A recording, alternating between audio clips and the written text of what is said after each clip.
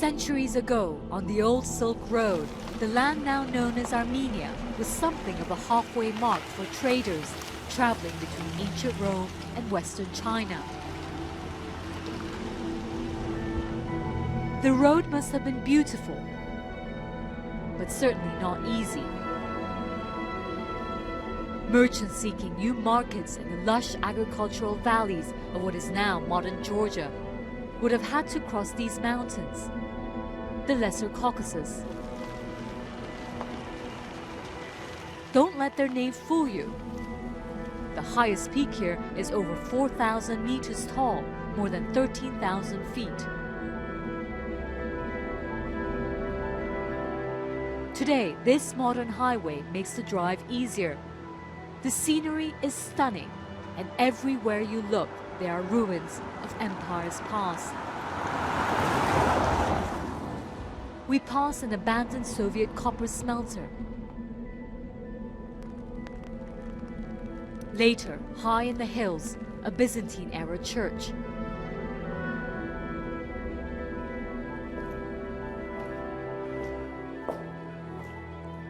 We're on our way to Georgia, and we've just stopped by this incredible monastery complex. It's more than 1,000 years old, and it's still really well preserved.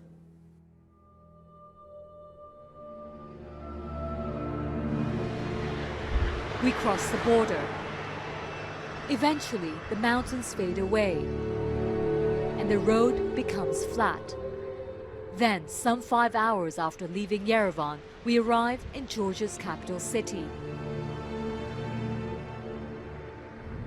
Tbilisi's got this fascinating mix of architecture. You've got the 19th century European-style buildings that you see over here, the Soviet-era architecture, of course, and then the medieval churches that you see dotted along the entire landscape in Georgia. It's absolutely beautiful. Tbilisi was founded in the 5th century, centered around natural hot springs. This is the heart of Tbilisi's old town, and under the domes that you see over here are a number of Georgia's centuries-old warm sulfur baths. In fact, historians say when traders used to travel along the old Silk Road, they used to stop here because this was a natural source of warm water. And in fact, Tbilisi in Georgian means warm. You'd need warmth traveling here in the fall.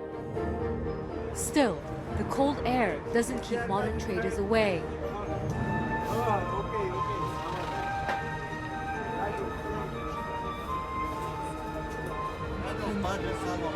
This is one of Tbilisi's most famous markets, where vendors hawk old household items. There's antique chinaware and old Soviet pins and medals. But everywhere you go in Tbilisi, there's one commodity you see again and again: wine. There are wine bars, wine shops, all of them offering a unique vintage. Hello. Hello. Hi, I'm Samima. My name is Arthur. Very nice to meet you. I explored this one in a centuries-old basement to learn more. February 2010, Chakrulo. Arthur, a vendor here, shows me several locally made wines. You like it? Very good. Very, very nice. He explains why they're popular. Georgia has more than 500 grape varieties, and historically it is one of the best regions in the world to grow them. Many here believe that wine originated in Georgia.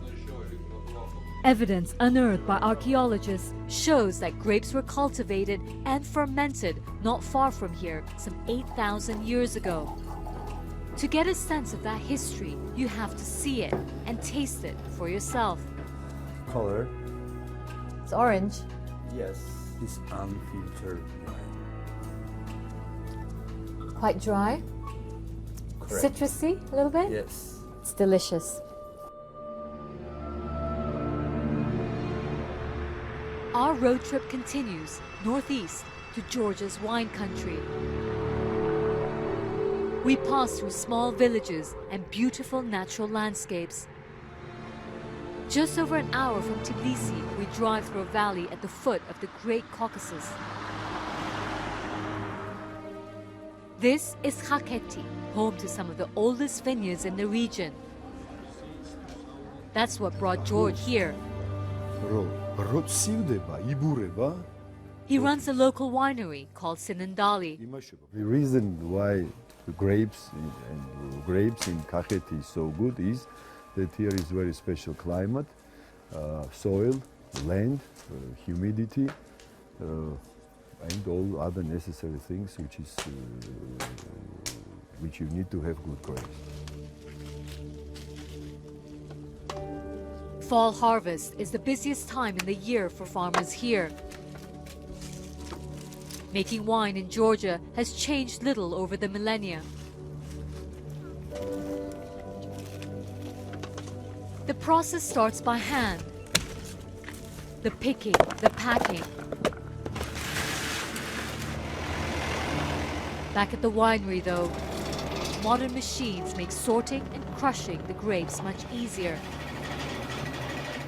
Technologically, everything develops, and it changes a lot. But the idea how to make wine is the same like it was 8,000 years old. The fermentation and storage tanks are also modern. European-style vats and oak barrels. But traditional methods are still used. Centuries ago, Georgians fermented wine in underground earthen vats covered with sand. They still do, producing this uniquely orange-colored, unfiltered wine. This is traditional Sinandali, with Georgian style of winemaking. And if you take this as smell, this is like dry fruits. It's beautiful. George also distills grappa, known as cha-cha.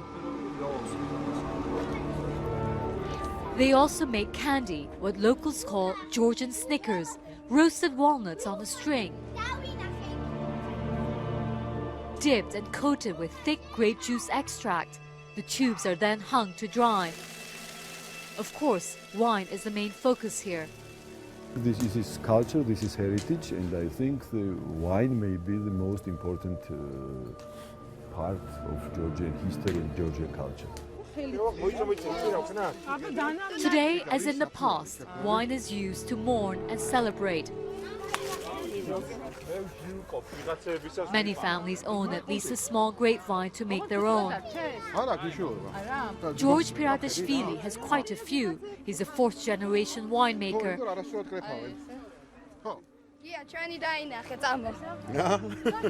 This gathering, though, is not business. We are finishing the harvest now, and there we go. It's kind of a celebration. Every fall, George and his wife Nino celebrate the end of harvest with friends and family. They pick the last grapes of the season. Then the real fun begins. Now we go in the wine cellar, and then we start to crush the grape. Stomping grapes is a traditional, if messy, way to extract the juice. It is stored for several months before you can drink it. Tonight, the family will drink last year's batch at another Georgian ritual, a supra or feast. Just like in the past, a toastmaster is assigned for every supra. We always need a leader to lead the table, to lead the supra, to lead the celebration, every celebration. And we have a toastmaster who proposes a toast.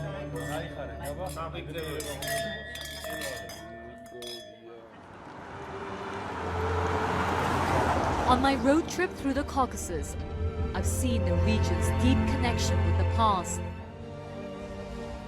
From wine to carpet making, to the cutting-edge technology of Armenia.